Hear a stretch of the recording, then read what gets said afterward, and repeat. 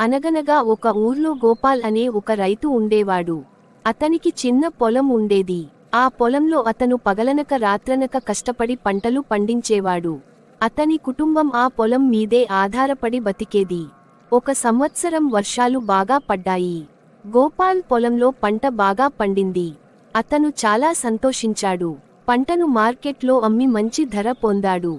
ఆ డబ్బుతో అతను తన కుటుంబం అవసరాలు తీర్చాడు. కొంత డబ్బును పొదుపు కూడా చేశాడు. కాని ఆ మరుసటి సంవత్సరం వర్షాలు పడలేదు. గోపాల్ పొలంలో పంట పండలేదు. అతను చాలా చింతించాడు.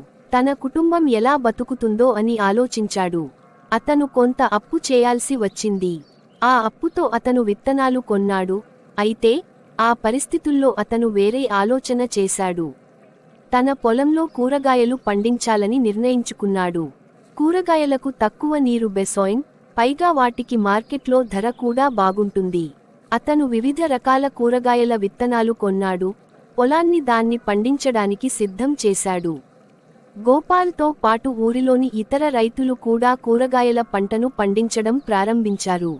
అందరూ కలిసికట్టుగా పనిచేశారు. వారి కృషికి తగ్గ ప్రతిఫలం దక్కింది. కూరగాయలు బాగా పండాయి. వాటికి మంచి ధర కూడా లభించింది. గోపాల్ తన అప్పులన్నీ తీర్చేశాడు. పైగా కొంత డబ్బును పొదుపు కూడా చేయగలిగాడు. ఈ సంఘటనతో అతనికి మనోధైర్యం పెరిగింది. అలాగే వ్యవసాయంలో వినూత్న పద్ధతులు అవలంబించడం వల్ల ఉపయోగాలు ఉంటాయని తెలుసుకున్నాడు. గోపాల్ పొలాన్ని దున్నించాడు. అతను చాలా కష్టపడ్డాడు. చివరికి పంట పండింది.